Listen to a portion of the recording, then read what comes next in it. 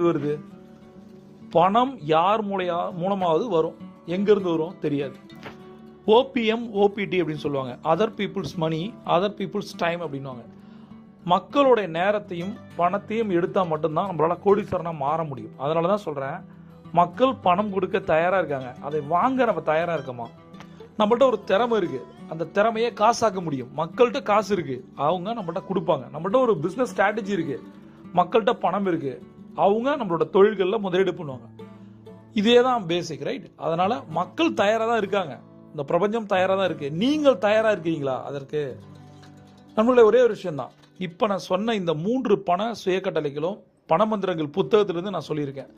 ஏற்கனவே சொன்ன நன்றியுணர்வு தியானத்திலிருந்து இது போல 9 விஷயங்கள் இருக்கு. இதை நான் தங்க நேர டைரியில தெளிவாக குறிப்பிட்டிருக்கேன்.